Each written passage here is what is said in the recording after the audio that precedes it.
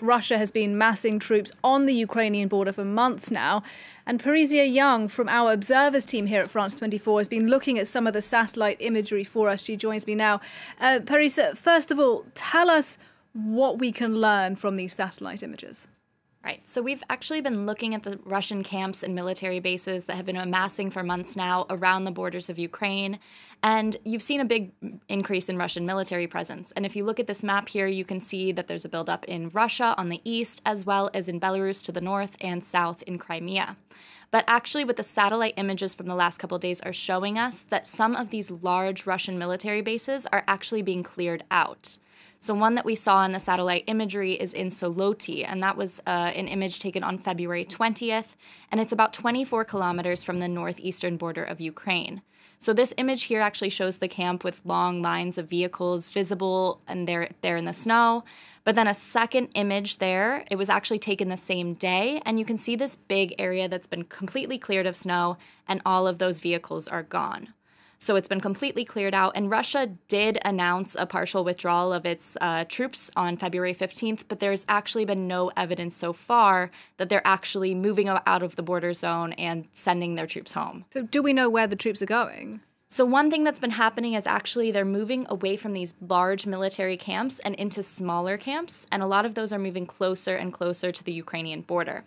So we've seen some satellite imagery like this one here. It was actually found by an online investigator who saw this photo, and he located it to a farm, near a farm in Kazinka.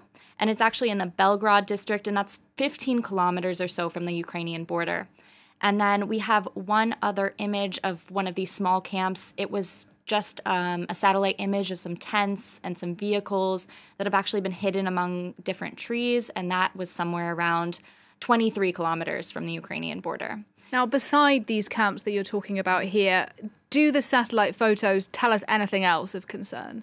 So something that we're worried about, and we've seen circulating a lot on social media, is some pictures of vans, which a lot of military experts on Twitter are saying are vans that could be used to hold prisoners of war.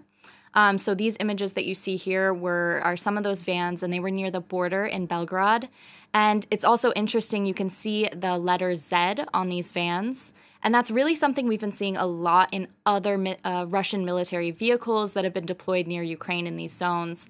And apparently this Z is a symbol that's been used a lot to differentiate Russian military equipment, like these tanks, from Ukrainian military equipment, which oftentimes looks very similar. And we have found other images that are shared on TikTok yesterday, and they showed, like this one here, you can see a line of military ambulances. Of course, you can figure out that that's an ambulance based on that red cross on the front. And then one last troubling thing that we've been seeing is a field hospital set up in Belgrade. It was about 37 kilometers from the border. There's the satellite imagery of that there. And we know that this is a field hospital because of those tents that you can see in the center, and they're set up in that really distinctive cross shape. So this was taken on the 21st of February, and we know that it's a military hospital because it looks a lot like this one, which is another Russian military field hospital tent. And this one was actually in Nagorno-Karabakh a few months ago.